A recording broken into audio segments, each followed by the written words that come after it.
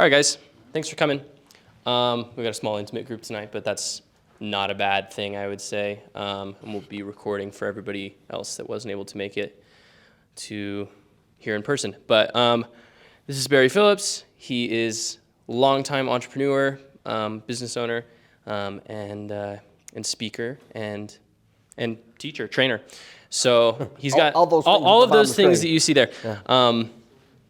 He's got a lot to offer, and I think that you guys will really enjoy to hear what he has to say tonight. And so I'll just turn it over to you, Barry. Okay. Well, thank you.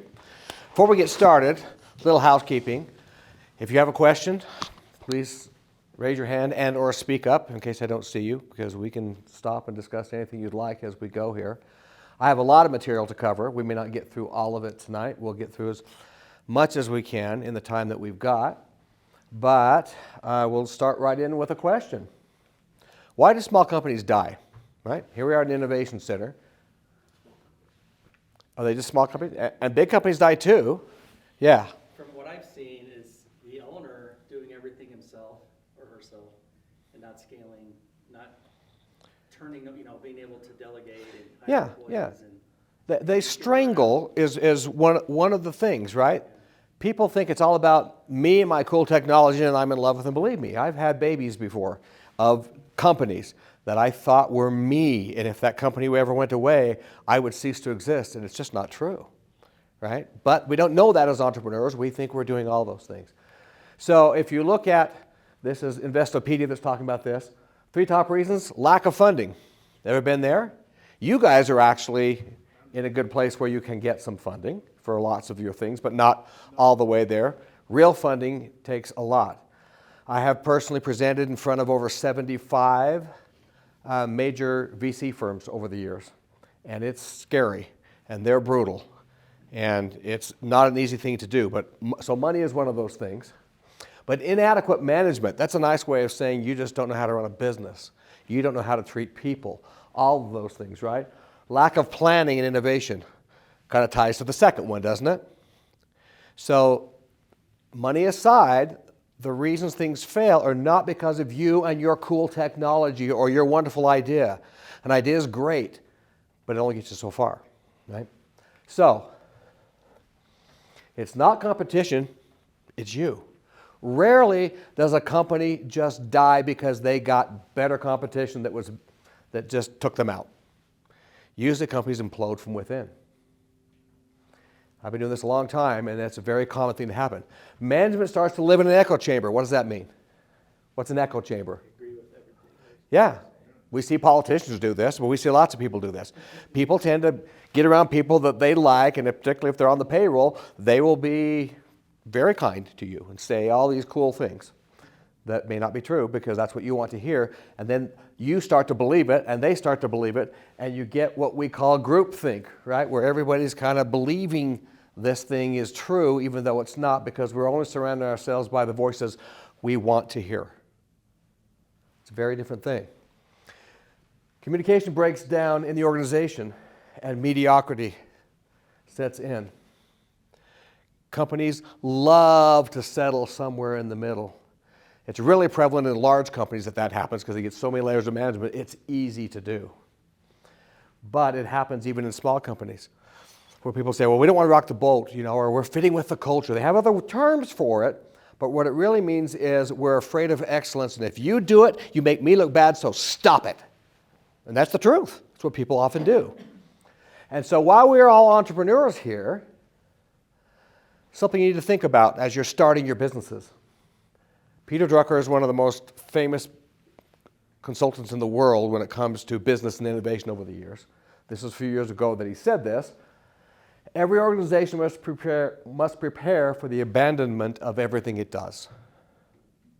So no matter what you think you're doing that is so cool now, if you're going to survive, that ain't going to be it.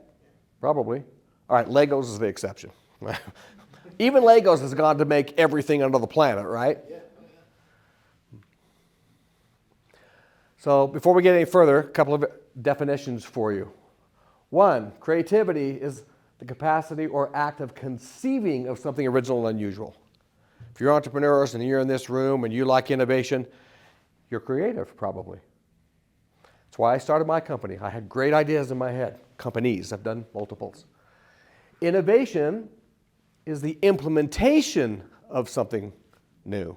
So it's one thing to have the idea. It's one thing to have the guts to go out and do something about it, right? And invention is actually the product of innovation. You got something you can actually tangibly sell and do something with. That's an invention.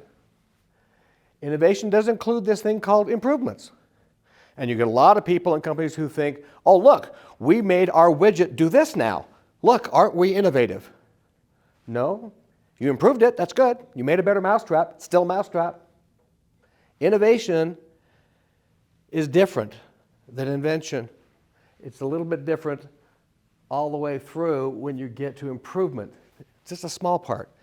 Things have got to be revolutionary, game changers. That's true innovation. And not that you have to innovate all the time. It's okay to improve things. But every now and then, you have to look at the world very differently. That's just 25 companies who didn't do it so well. I can give you a list of a lot more. Do you know why did Kodak die? Do you know? There's this phrase in business called, it's a horrible phrase, eating your own children. Which means if you don't replace your product, your competitors will. They couldn't come up with and deal with digital cameras. Guess who owned the technology for digital cameras? Who came up with it? Kodak. They even licensed it to other people. But they made film and cameras that shot film. And so that's what they were going to do.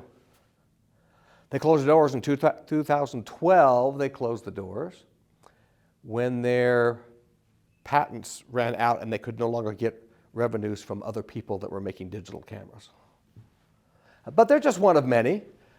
You pick one up here and there's a story about them and the things that they didn't do.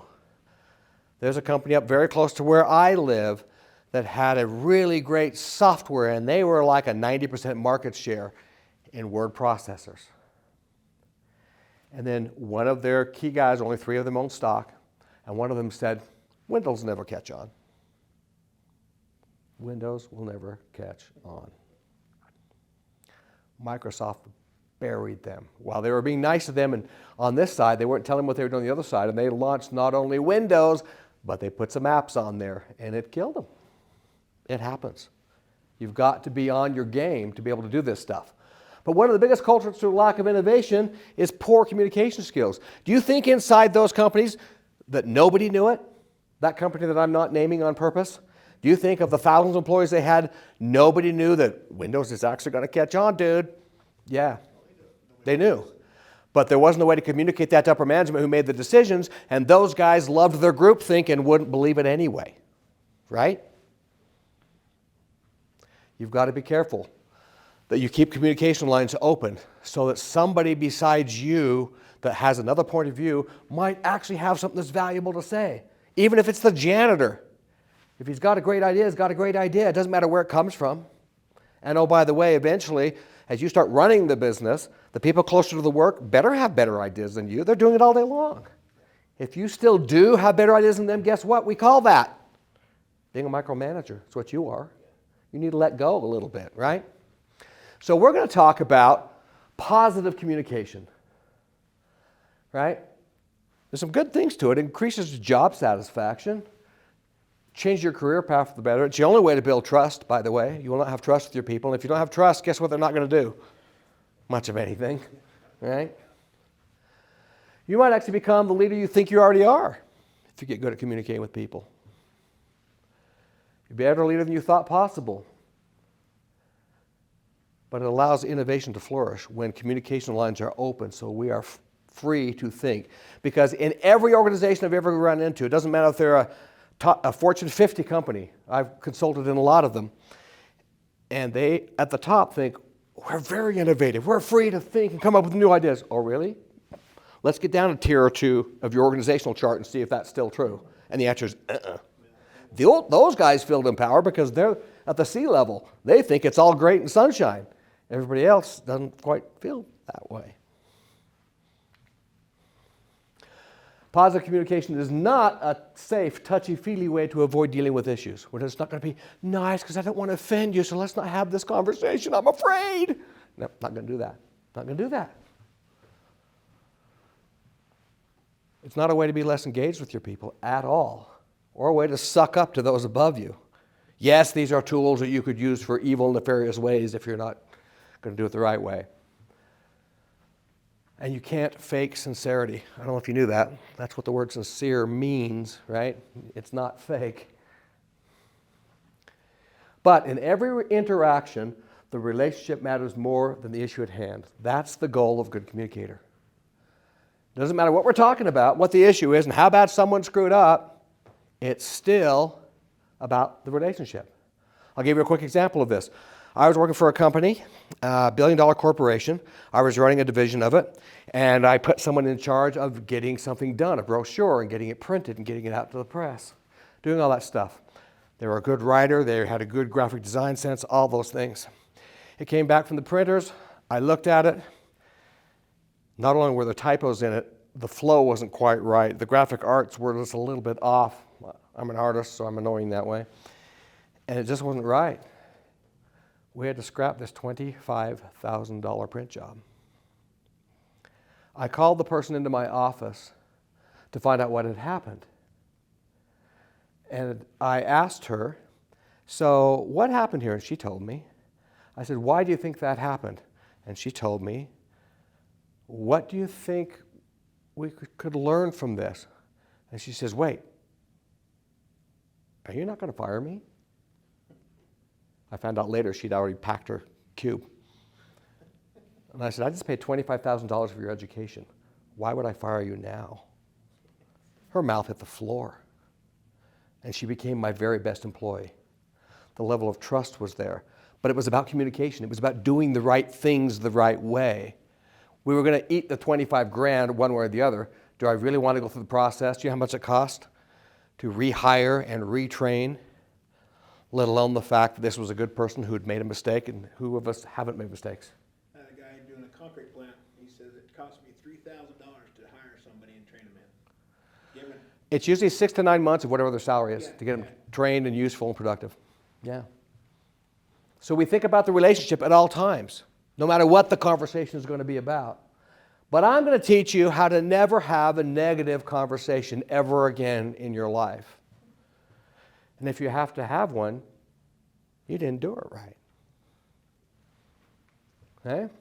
Well, 3 things. I'm going to teach you how to educate, how to motivate, and how to congratulate. Sounds simple, doesn't it? Well, until you find out what those things mean.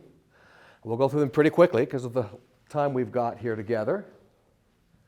But which of these things do you think would be better done in a positive, uplifting way?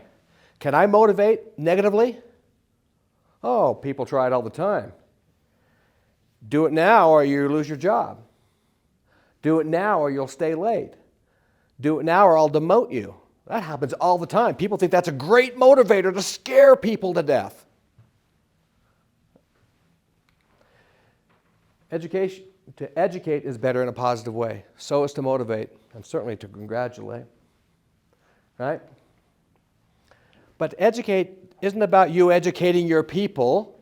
To educate is about you being educated of what's really going on. Because if you don't do it the right way, you may know what happened, but you don't know why it happened. Right? Spreadsheets never tell you why. I worked for a place, as a consultant, I'd started up their operations in this state, and I was running their whole sales organization. I was doing all these things still as a consultant.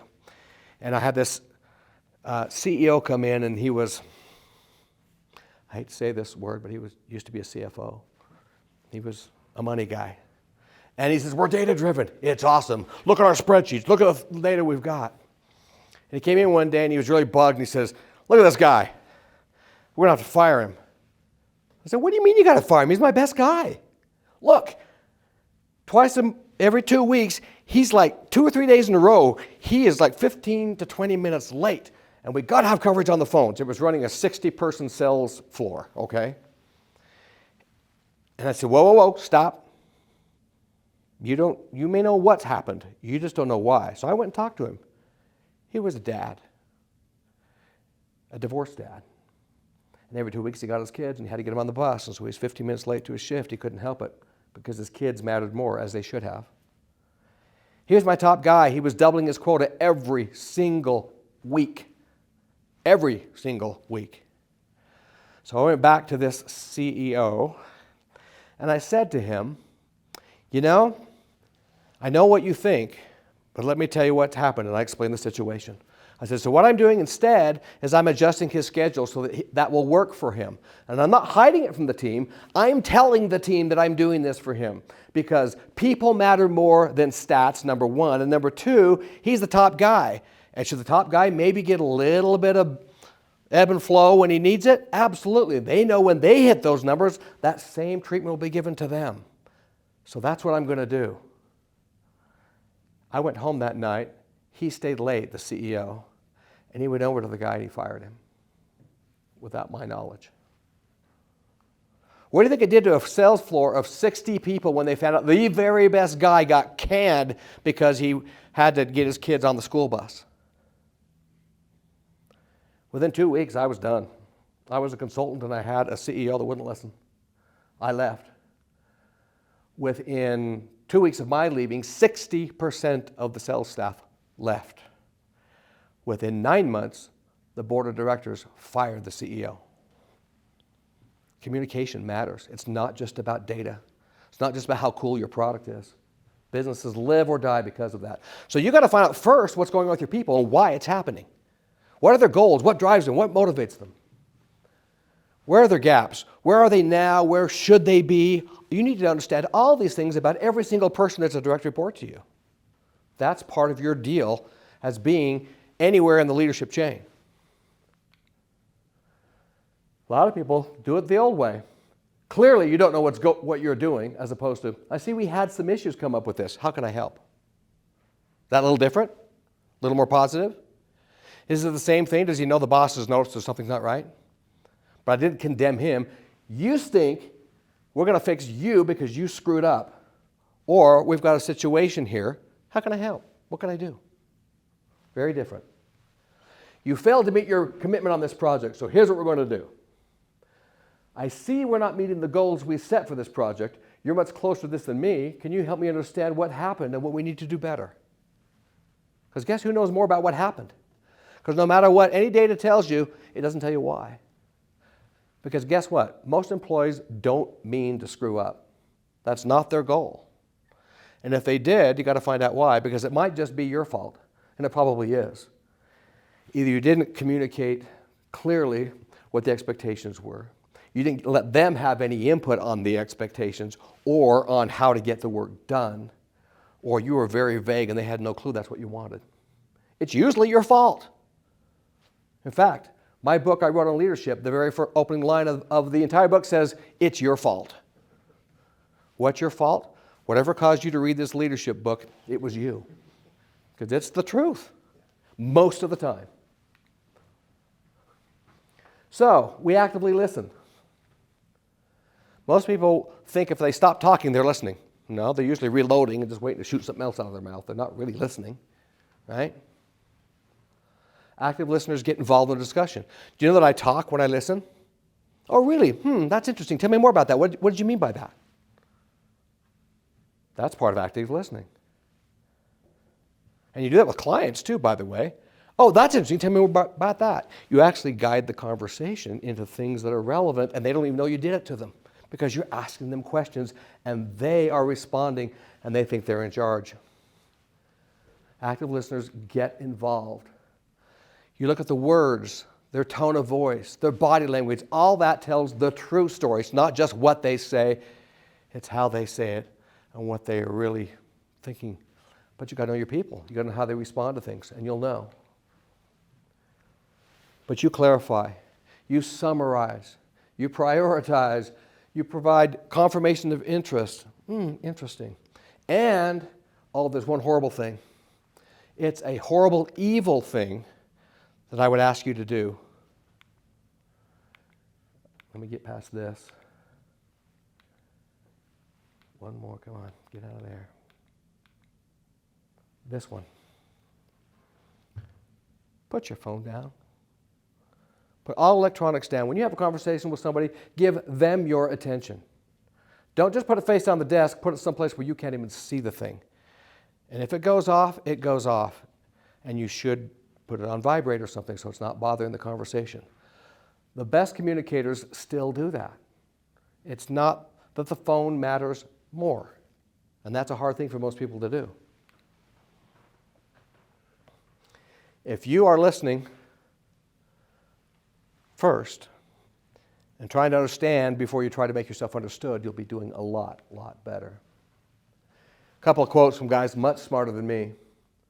Wisdom is the reward you get for a lifetime of listening when you would have preferred to talk. Leaders who don't listen will eventually be surrounded by people who have nothing to say. And they wonder why their business isn't working. They have no clue. Great leaders ask great questions. This is the next skill of educating. Most people don't give you the nice little nuggets you'd like to have when you first ask them something. Typically, if I ask somebody, let's say they're from Southern California, and I ask, where are you from? California. Well, where in California? Southern. Where in Southern? Orange County. Where in Orange County? Irvine. Where in Irvine? Well, just off the 22, and finally you get to where they actually are from. How many questions did I ask? 5? No, I asked 1. Where, until I finally got useful information. But why didn't they tell me? Are they evil people just trying to hide the truth? Nobody should know where their upbringing is? No, they just don't think it matters. How many of you, when somebody says, how you doing? Well, I'm fine. How's your day going? It's all right. Is it really? Maybe, maybe not. You don't give people the information because you think, 1, it doesn't matter, and 2, they don't really want to know. Isn't that the truth? And so you learn to dig. And you dig until you finally get actionable information you can do something with. 2 major types of questions that you ask. Closed-ended questions and open-ended questions. This sounds pretty simple, but let me ask you a question. I'm going to give you a situation, and I'll give you 10 questions to ask to find out what's going on.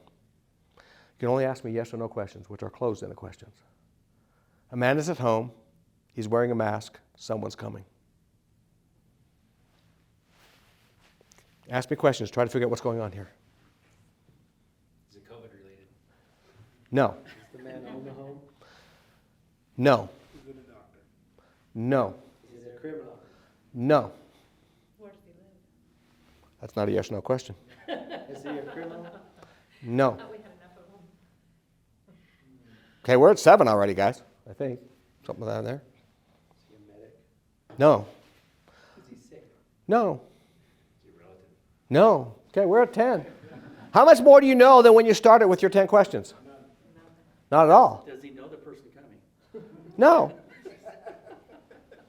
I even gave you more questions. Now, if you're good at asking open-ended questions, which means they don't answer with a yes or no or a specific piece of data. I mean, how old are you is also a closed-ended question, right? Because there's one piece of data that works. But when you want to find out more, you ask questions like, so tell me what happened here. They have to answer with like a paragraph. They can't just say yes or no. And then you find out information. If you ask a question right to me here, one question will get you the answer to this. Why is he wearing a mask? To protect his face from being hit by a baseball. Is a fire? Oh, all of a sudden yeah, it's one of the two, right? But the answer is it was a catcher. He's at home plate. Someone coming is a runner from third. But if you ask the right kind of question, could you please explain this entire situation to me of what's happening? And make them answer, you find out what's going on. Learn to ask the right kind of questions. Closed-ended questions are useful when you think you've got it. And you want to clarify and be specific and make sure you got the points right. But it's not good for finding information. Ask open-ended questions. Okay? Verify that your information is correct. Check on understanding with others. Process questions. Can you take what you learned here and apply it over here? That's a process question. Can you now take that information and apply it in this whole different thing that looks way different over here? That's an application question. If they can figure out how to take what they learned here and apply it in other places, you know they have a true understanding. Okay? But until you have actionable information, you're not ready to go there. You need to understand things from their perspective, and they need to understand yours. Doesn't mean you have to agree. It means you need to understand where each person is coming from. The next one is motivate. We use positive language, we paint the picture, and we help them with a roadmap. Positive language. Focus on what you can do versus what you can't. Good leaders are always this way. Tell me what we can do here. Yeah, they could want to complain about the things they can't do. Well, we tried this and that didn't work, and we can't do this, we can't do this. I once made the mistake of taking a software engineer and putting him in front of investors. And all I did was spend 15 minutes telling him all the bugs he was working on that didn't work yet. I wanted to show all the great features of what we'd built so far and how awesome it was. We had this product that was 80% built, and isn't that fantastic? Look at what it's going to do. And all he did was tell him the things that didn't work yet. I never put him in front of an investor ever again, I'll tell you that. But it happens. People look at the negative in their lives. We need to see very clearly that we can do things well. And what can we learn from this? We use a sincere and positive tone. Again, you can't fake sincerity, and you have to know your people. You have to know what makes them tick. We focus on the future rather than blame of the past. We want to know what happens only so that we cannot repeat it. I don't need to know what happened so that I can blame you for it, so I will feel better that it's not me. I'm not going to do that. I'm going to find out what happened only so I know what went wrong and how we can fix it to never happen again. I'm not going to dwell on the past. I'm going to focus on the future and what needs to happen. But everyone needs to understand the world around them, where they fit. Even when you're just a two-man company. My goal was to have no politics in my first software company. We're going to have it's going to be politics free here. Really? Boy, did I fail. Once there are two people, politics exist. The key isn't to eliminate them. The key is to understand them. Oh, well, if I say this to this person, this is how they're going to respond, so I'm not going to do that. We have two choices to do. I like this one better, but this one the boss will like better. So I'm going to go with this one even though I think this one's better because the boss will hate this. Was that a stupid decision? No, it's called keeping your job, right? You have to deal with the politics sometimes and label it for what it is. Hopefully you can bring it out in the open and have a good, honest conversation about it. But everybody needs to know where they stand, where they fit, where this company is going, and what's my place in it. So even when you have one employee besides you, they need to understand that worldview a little bit, right? Leaders don't just help others see the vision, they help them share the vision.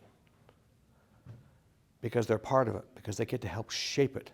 No matter how good and wonderful and special you are, because you're the guy who started the place. Doesn't mean you're the only one with good ideas. Some of my best ideas came from other people in the company. We paint the picture. For example, if you have a problem, you say, okay, now we've identified the problem, go fix it. Well, if they knew how to fix it, they probably wouldn't have had the problem in the first place, right? They don't know what to do to get from point A to point B. That's why the problem happened.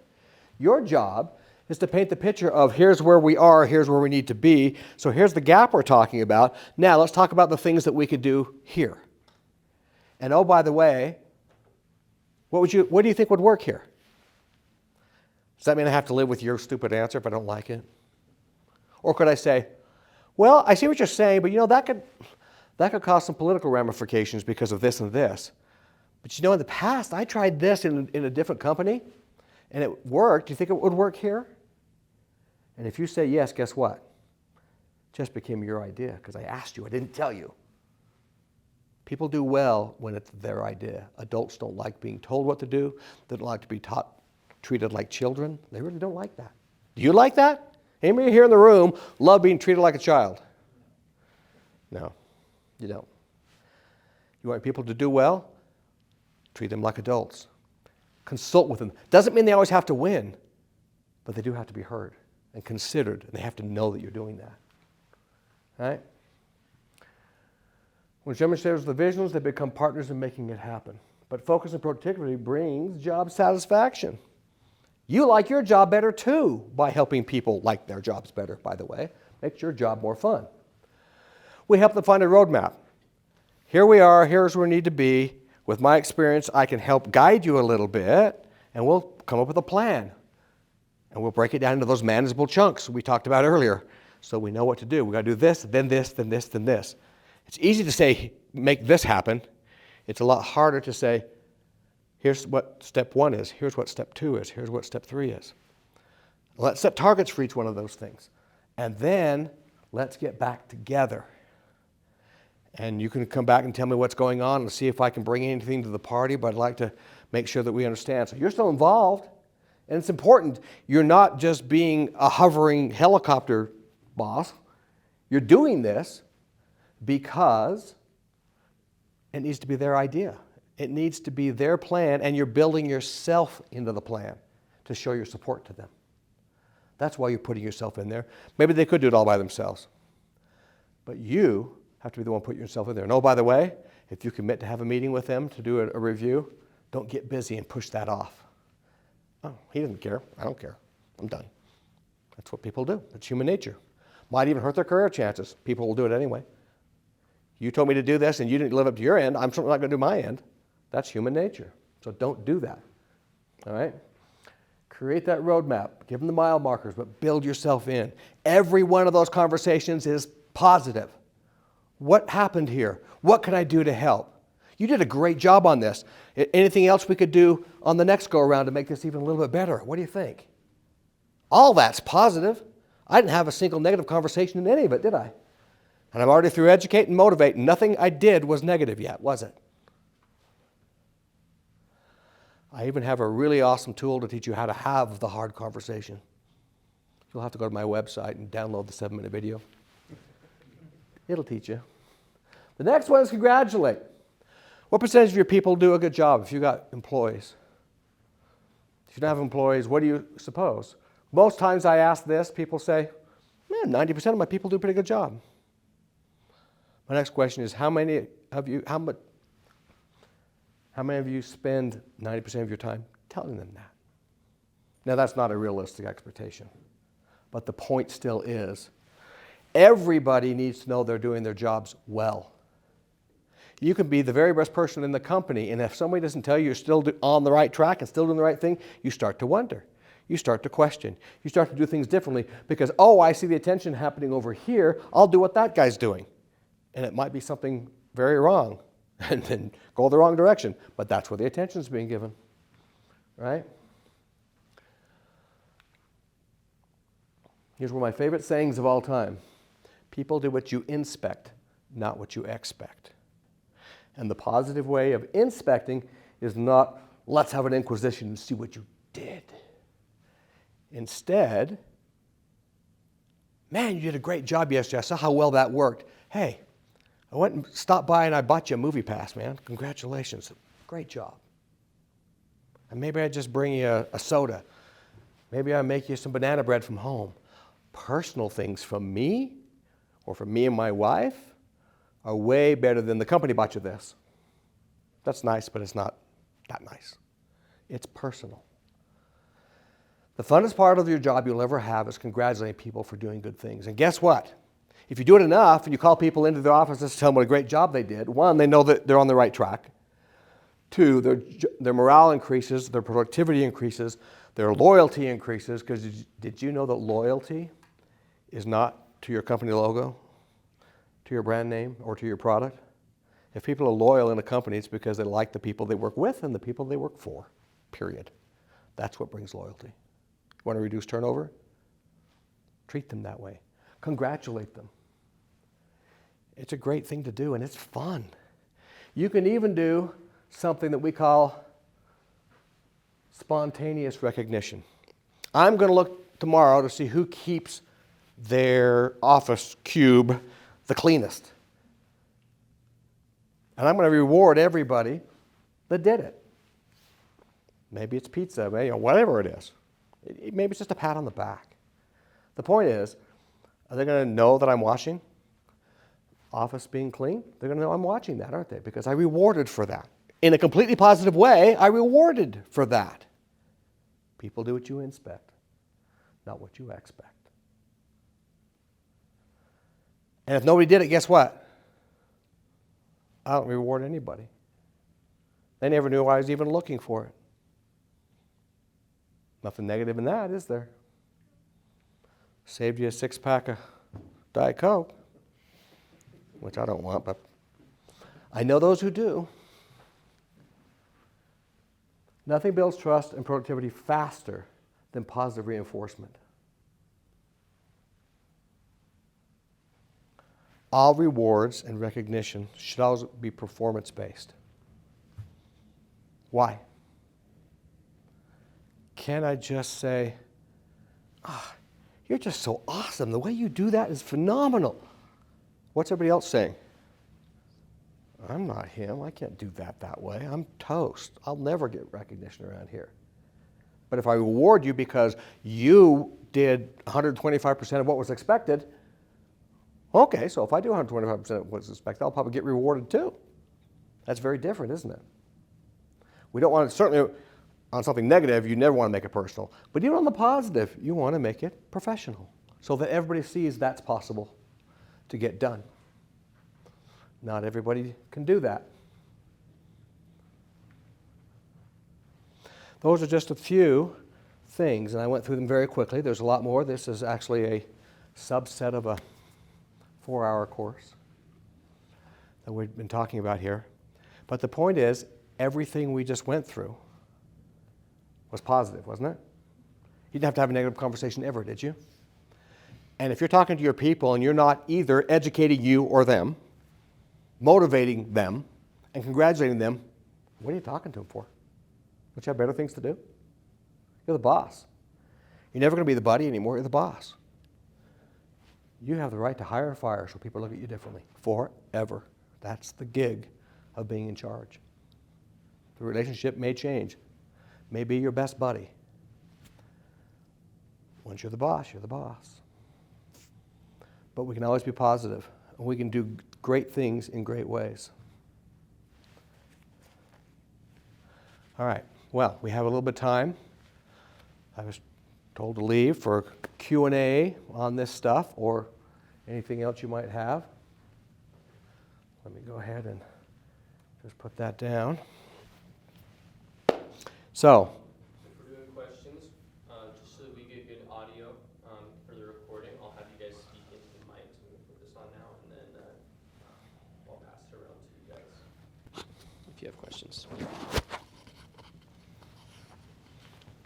oh, we got a taker. All right. Is this working? Yeah, I think so. Okay. So my question was, you're describing a culture that you're trying to establish. So when new employees come in, how do you get other employees and supervisors to implement that culture? Oh, So I mean, you've been doing this with people and they build a trust. yeah, How do you, Okay. when the new person comes in, they're not going to have that same level of trust. that is true. Culture, the simplest definition of culture is how we treat each other. So if you treat your people that way, they'll treat the next person that way. There is a person from the past that ran GE and did a horrible thing called rank and yank. Every year he'd rank everybody on how they performed their jobs, and the bottom 10% got whacked every single year. How do you think that worked in his organization? Not with mutiny, there was distrust, and I've got to make you be worse than me, so I'm not in the bottom 10%. I have to subvert everything you do so that I'm better if I want to keep my job. It was horrible. And then he came up with this great idea, and he wrote books on it, and people thought this was wonderful, of how you focus on the shareholder. And you don't focus on the shareholder. You want to grow a business? Focus on your employees. You got great, happy employees, what do you think they're going to do? They're going to treat the clients in a really great way because they want to keep their jobs, and they're happy at their jobs, so they're going to be happy with everybody they are working with. And guess what that does? That makes the board of directors happy and makes the shareholders happy because sales went up because your people handled the clients right. You focus on the people that are in your employ. That's the number one thing you do. You do not focus on your customer. Amazon is crazy about that. We are customer-centric. We care all about the customer. You ought to talk to people that work for Amazon. What a horrible place that is. It's terrible. But they focus on the customer. Great. I ordered something literally yesterday. I ordered it 4 hours later. It showed up at my door. It's never the stuff I really need quick. It's the stuff that I don't care about. That's what shows up 4 hours. But great service, right? And all I thought was, I wonder what some poor slob back at the warehouse had to go through to get it to me that fast. So culture is all about treating people right. And oh, by the way, to build trust, you must give trust first. You have to trust them. They don't trust you because you're the boss. In fact, they look at you with jaded eyes because you're the boss. Right? You trust them first. They'll give it back to you in return. So I worked for my uncle running a concrete company, and I had a 30-man crew underneath me. And I learned, as far as motivation, if I wouldn't work by the guy that was the slowest, and then everybody else would try to keep up. And that was the motivation I gave them. I didn't have to say nothing. No. I just had to be the guy ahead of everybody else. And I got more done. Yeah. No, you're absolutely right. There's a million ways to motivate people, even when they're doing negative things. For example, if one of you were mouthing off and you were always saying snide comments, and I kind of couldn't get through my presentation, right? If it was you, you know what I would do? I'd start talking about right here. How likely are you to now heckle me from this distance? You're probably going to shut up, aren't you? Yeah, I got a question. There's a lot of ways to do that. Oh, now he's got a question. Okay. To follow up your example where you were inspecting the offices, and if none of them are clean, and maybe your intent is to have maybe a cleaner environment, how would you go about it that way to then, where you said, nobody Okay, got so a clean, nobody did it, so I didn't nobody knew reward you were anybody. inspecting, and so how do you then go and set that expectation? Well, there's a number of ways to do that. One is I might have a contest. Whoever has the cleanest office by Friday will get X, right? Everybody's going to clean their offices like crazy trying to get whatever that prize is. That's a real easy way to do it. The other way is I'm going to lead by example. I want them to be clean. My office better be spit polish before I go out and try to make them do it, right? I've got to live that by example. And even if there's a little thing, I'll just start making comments like, wow, Dave, look at that. You got all that stuff cleaned up that was on your printer? Look how nice and clean that is. And I'll just walk away. And I'll say that enough times that they'll start to figure out that cleanliness matters to me. Because people will try to do what you want if they understand it, because they want to keep their jobs. It's pretty simple, that really. Yeah, competition is the fastest way to do it, but there's lots of ways to get there. What if you're done with your question? So I've managed hotels for like several years. I know I don't look that old, but Luckily, there's no people there, so you don't have to worry about that. yeah, no, it's true. And I actually work for a company here in town called Griffles, and I'm actually one of the lead phlebotomists on the floor. Okay. And let's just say that I don't know how to explain this, but in your best attributes, what would you do if you knew that there was bad rapport throughout the company and the employees? And what would you do to fix that or figure out the best way to fix that? Well, one of the things I've done in the past is when I had somebody that I really wanted to do, and I do this a person at a time, you really can't do it in a big group environment because everybody thinks you're talking about somebody else, not them. So I do this one at a time, but I would sit down with my biggest troublemaker, and I would explain to them a little bit more about my job and what my responsibilities are, and I have to do this. I said, so accountability of what you're doing actually comes to me, and the boss hits me up on that a lot. How would you like me to manage you? How would you like me to reward you for doing things well, or what should be consequences if you don't do those things well? I would really like your opinion. How would you like to be managed? Ooh, I get to have say in how I get managed. Yeah. And I have that conversation with every single person. Now, I'm going to normalize. I'm not going to treat everybody completely different from each other, but I'm going to take those ideas and I'm going to come up with something that works. But they're all going to feel like they had a say in that. When they start to understand why you're doing it, it's a lot different than you're my evil boss and you're doing it because you're trying to wring more out of me for the same amount of pay, right? That's what they think. And that's not the truth. But you are held accountable for their actions. That's part of your job. So how do you want me to hold you accountable? What would you like me to do? Usually works pretty well. I have one more question. and Okay. I'll hand off the mic to someone else. But so I just barely started my own business, and I was wondering what. I heard your is- boss is really hard to work for. Yeah, he is. He's really OCD. My boss never even has a Christmas party. Trust me, I know. I have Christmas parties. They're just by myself, you know. But I was wondering what is the first thing you look for a new employee? If I wanted to go out and find a new employee or have someone help me, I guess, in that sense. There's a couple of things. Depends on what the job is, but you're talking about hotel, so not necessarily super high skilled labor. It's actually a organization company. I'm a professional organizer for closets and Oh, pantries and okay. things like that. So I look for a couple of things. If give I'm you my number. interviewing, I look for what the resume looks like, how neat and tidy it is. How neat and tidy are they? How do they dress? How do they look? I do that. People can't do that, right? You can't judge by this. Everybody judges by that. They'll never say it because they don't want to be sued for some sort of slanderous thing, but everybody looks at how you look, Yep. you know? Who do you want to put in front of your customers? Because they're going to be inside doing organizational closets in people's houses. Who do you want doing that? So I look at how they look. I look at how they dress. I look at were they on time. Are they articulate? When I ask them a situation, I'll ask them a situation about closet organization. What would you do in this situation? I'll see how they respond to that. Just innately, what do they think? I know they've not been trained by you yet with better ways, but do they come up with a thoughtful answer? What I don't do is ask them, if you were a tree, what kind of tree would you be? None of that stuff, right? Actual relevant questions to the job would be real helpful. But I look for on time. I will call interview folks and tell them how structured were they, how organized were they, how on time were they. I will ask their references to those questions because those are the things that matter most. And let's face it, you got somebody who shows up on time and doesn't look like a complete slob and can communicate. If they can't communicate, we make them senators. If they can communicate, then we just take them and you can work with that, right? Yeah. And look at their attitude. Do they seem teachable? Thank you.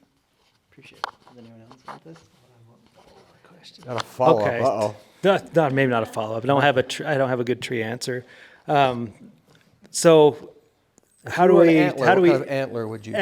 What kind of antler would you be? Yeah, a mule. Thank you. A partnership. When there's two bosses? How do we navigate that a little bit more? It's where you're always kind of walking on this thin line of this is your idea, this is my idea. But there's that fine balance of we need to move forward. But Oh, yeah. Balancing that, but I loved everything you said here, and I'm trying to just package that in there. Maybe what's some good advice for a partnership? In a to partnership, implement there's a thing called over-communication, and it's a good thing. Okay? Sometimes there's no reason for anything but transparency with your people other than salaries. You don't share those around.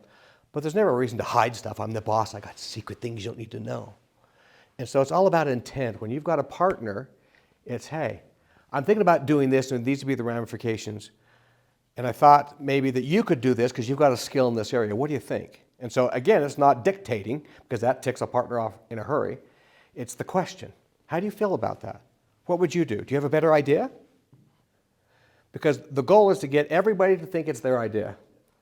I was a salesman for a company, software company, $400 million company, and I became their top salesperson and won a Corvette for that, which was really cool. And I never once sold what I had. In every case, I sold what my customer wanted. Right? I actually, for a short time, sold cars once, and I sold a client completely on the fact that the car was blue, because that's all that person cared about. Was they wanted a blue car. Look how beautiful this blue is. And I just played up the blue, and they bought the car. Right? With a partner, it's not about dictating. And I've been through this. I've had partners that didn't have the same skill sets as me or as many, and so I felt like I was doing 80% of the work because they just didn't have the skill sets that I had and I could do it. And so I was working all day and all night, and I felt kind of picked on at times. I just had to have conversations and tell them how I felt. And here's what we're doing. And I need you to pick up slack in this area if you could to help me because I'm feeling a little bit overwhelmed here. And so we over-communicate about what's going on, but it's about what people think and feel. You don't have to agree all the time, but you have to know exactly where they stand. And they have to know where you stand. And you force yourself daily to sit down with that partner and have at least a brief conversation. Here's where we are today. Is this what we're doing? Is this what you're still working on? Where are you on that? Where am I on this? We just got to keep the lines of communication open, brother, and we just keep having that conversation every single day. Everything is easy to fix when it gets off course by 1 degree, right? But if it stays off 1 degree and the next day it's still off 1 degree, eventually you're on a different continent as opposed to the one you're trying to land your airplane on, right? They said that if you were off 1 degree, if you left New York in an airplane and you're off by 1 degree only, and just stayed on the 1 degree off, by the time you got to Los Angeles, you'd be landing the plane 40 miles out in the ocean by being off 1 degree. So you don't let that 1 degree stand. You fix it every day. And it's a daily process. I think we got time for maybe one more. One more? Uno más?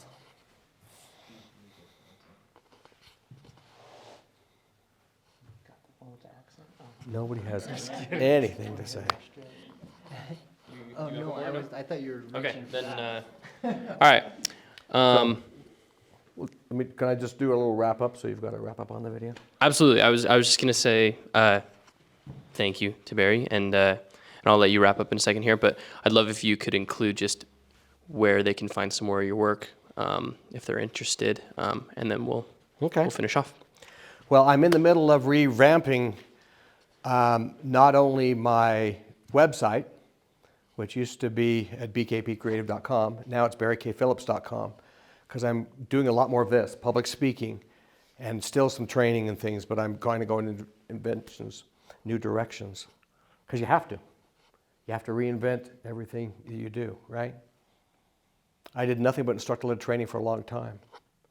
And then I started to do e-learning and nothing but e-learning for a long time.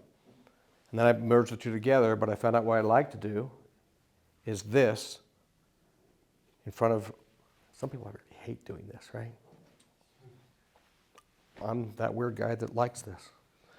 And so I'm revamping to do that. But if you go to barrykphillips.com, you'll see stuff there. I've got some trainings coming up on Zoom that you could get onto live. A few things like that. I've got a book out there. I've got those kinds of things. And there's a download of every single training course that are my standard offerings, about 10 of them there. I build custom stuff as well. But the one thing I wanted to tell you, though, as we close here, is that a lot of people think things like communication skills are fluff. They think leadership skills are fluff. I just got to get my head down and get to work. I don't have time. We used to take people, when I first started off, we would take leaders of a company off-site for 2 days, and we owned them. And we did whatever we had to get stuff into their heads. Now they can't take an hour or can't take an hour. Oh, maybe I'll put my people through it, but I don't need it. The higher up in the organization, typically you need it more. The ones that are willing to come are usually the ones that need it less. It's just kind of an interesting thing. But these aren't fluff skills. These are the difference between having a company that lives and dies. Because you will change what you do. You will change everything, and hopefully you'll change you. I had to learn the hard way how to not be such a weak person that was trying to be nice and get along and make my employees my friends. I started off that way. I didn't end up that way. I liked them. They liked me. There was respect there, but it was different. And you have to learn how to do those things. And it's communication that makes it so they understand why you're doing what you're doing. Keep that in your mind always. Why? You will never have a negative conversation ever again when you do it right. If you're having one, something's wrong. By the time you're in a screaming match, boy, there were a lot of things that could have been said last week or last month or whatever to never get to that point, right? If somebody was sitting at 1 degree below boiling and you did something that sent them to 1 degree above boiling, that's a problem. But fix it. You can fix this stuff every day. You screwed up yesterday, fine. Do it a little bit better today. Do it even better the next day. The people don't get in the way of you doing your job. The people are your job. And when it comes to being a leader is someone that others choose to follow. It's their choice, not yours. And they don't get there without communication skills. They just don't. They have to believe in you. They have to trust you. They have to know you have their best interests at heart and that you care about the relationship more than you care about anything else. And when you do that, your business will succeed, usually. If your idea is sound, I mean, there's other things in there. You got to have two pennies to rub together. There's some stuff. But by and large, if you have the basics, it's those who communicate well that win. Thanks.